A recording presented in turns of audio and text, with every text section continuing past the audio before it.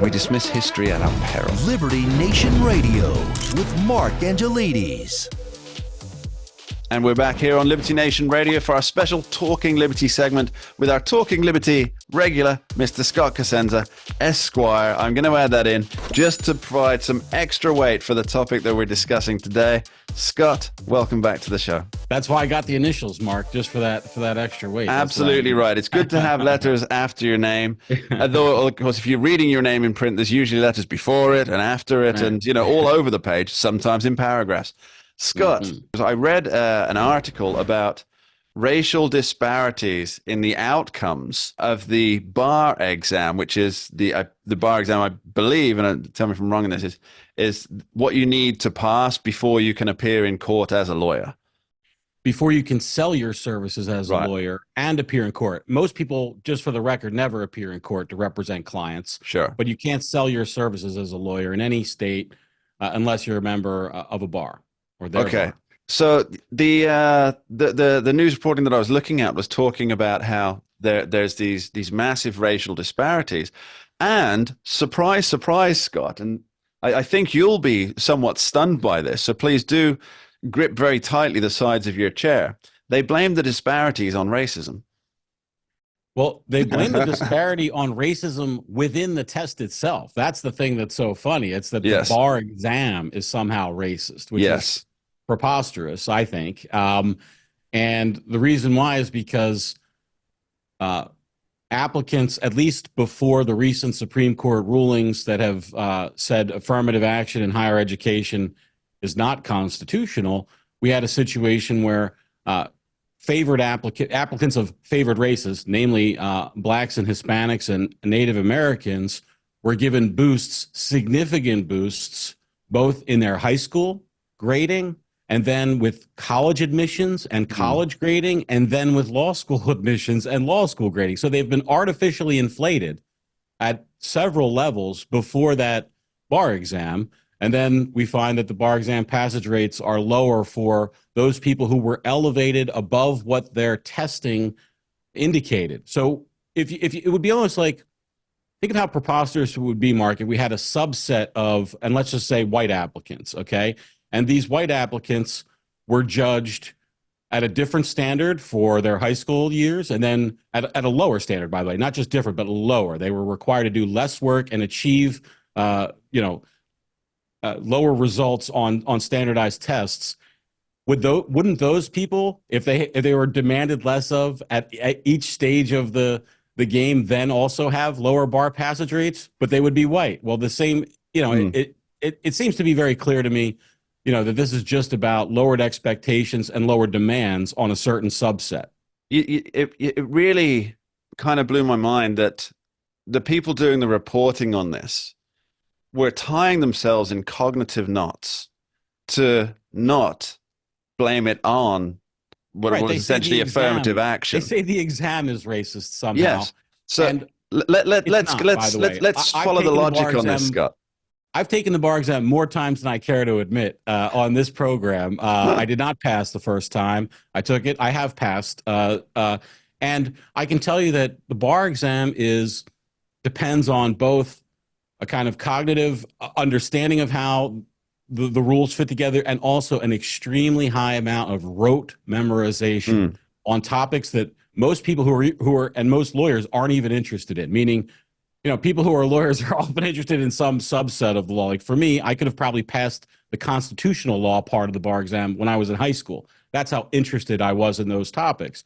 But when it comes to like real estate transactions, I mean, I probably could have only passed it on the day I actually passed it. In other words, to retain that knowledge before it left my skull. And so if you can't do both of those things to a fairly high level, you're going to fail the bar. Well, that brings up a point that I do want to delve into. But first, I do want to get to the circular logic of racial grievances and the unending series of stupidity that arises from it. So affirmative action pushes people into a position where less is demanded of them. So maybe they don't have the people who benefit from affirmative action, not the people who could generally just get into these schools and these programs by themselves. Well, it poisons those people too, Yeah, Mark. Let's of course not. it is, but that's on a different Right. topic. But it is absolutely right that it does poison it for them. That now that they've got to actually take a test that is outside of somebody saying, well, hey, this person has this particular racial Right. characteristic. And so it puts them outside that. And now they've got to perform on that. Oh, no, by and they're saying that comparison, the difference. they pale by the people who are measured against the Yes. objective standard, Yeah. or have been previously measured by the objective standard. And so here's where the madness comes in, Scott. People are now looking at, well, look at this test. So it's clear there's a disparity. Therefore, the test must be racist. So therefore, we need to implement some new kind of system. Let's call it affirmative action bar exam, because that will solve the problem. When it didn't in the first place, did it? This whole thing was caused by somebody's idea to solve a problem. Right. And so now they're going to apply the same formula to fix the problems that the initial solution created. It's a never-ending stream, Scott. Third Scott. pill to address the complications of the complications from the first illness that the first pill was prescribed for. Yes. Yeah, that's exactly right. And, you know, bar exams, here's another kind of odd fact about bar exams. I'm sure, I'm going to guess that you didn't know this. Most people don't. The bar exam passage rate is not, it's not like a certain number of correct answers on the bar exam or a certain score will yield a pass for the bar exam. That's not how it works. What happens is and this is a 50 state and more issue, meaning each state has its own bar and own bar examiners, and also like DC has its own. So there are more than 50, but each jurisdiction in the United States has its own. They actually get together after the test has been performed, and they decide how many of the test takers they wish to admit, and then they will scale the score. So let's say there were 100 questions, right? Mm. One year, they may say, okay, if you reach a score of 85, you have passed the bar exam. But if there are a lot more test takers in the following year, and a lot more of those test takers have achieved an 85, they will say, oh, we don't want quite so many lawyers here to compete with. So we'll actually raise it. It could be an 87 or an 89 that year. And so it's a moving bar, literally, as to how to pass the thing. It's kind of preposterous, but that's what it is. But racial animus, by the way, you know, it has nothing to do with it. And I can tell you, as somebody who has failed the bar exam, that it was a horrible experience. And I can tell you that if I could have blamed that experience on something other than my own poor performance, I would have, with both hands. I would have grabbed that explanation that had something to do other than with me, my poor performance, right? And I would have seized it. And that's an opportunity that's offered to every minority who reads these reports and you know, kind of believes that this and it's a recipe for their own disaster. Because, for instance, taking my own case again, if that happened to me, and instead of tripling down, right, and getting all this tutoring software and just devoting my life to the passage of the test, which I did, I never would have. I would have always thought, oh, it's the system's rigged against me, and you know, for factors that are outside myself, I couldn't make it happen. It's funny that you mentioned tutoring software, because there was a piece in Bloomberg in 2021, and they talk about one of the reasons for the racial disparities because of money. And so people who are working, people who have to work, maybe have less time to study, people who can't afford specific softwares.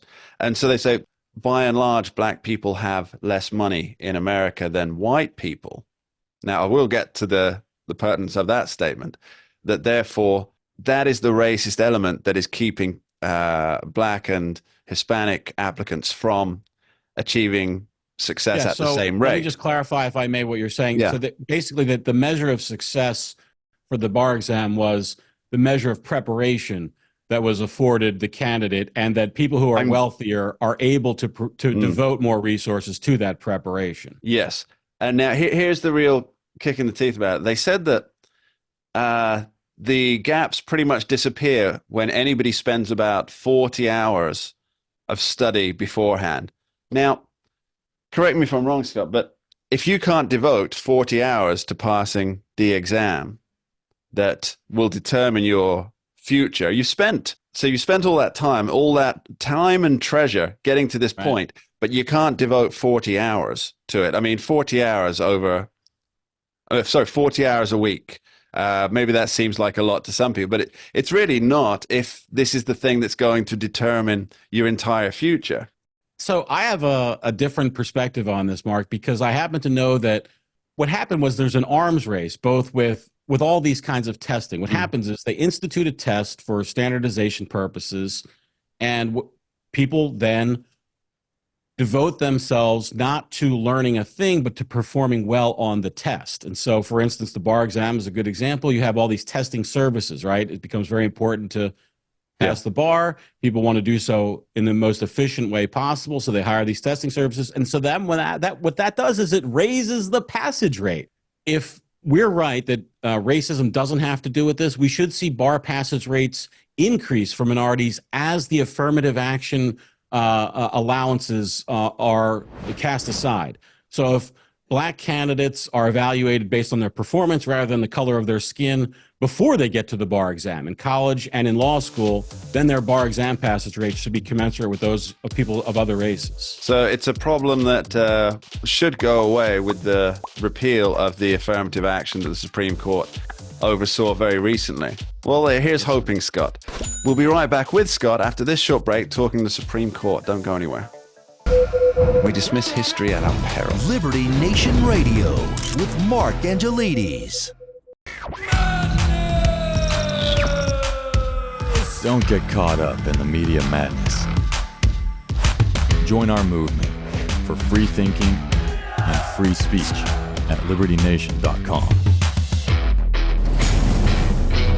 Publishing news and analysis 24/7 with original articles by our team of authors who tell it like it is. Join us each week for online TV shows, The Uprising Podcast, and Liberty Nation Radio. We believe in free thinking and free speech. We are libertynation.com.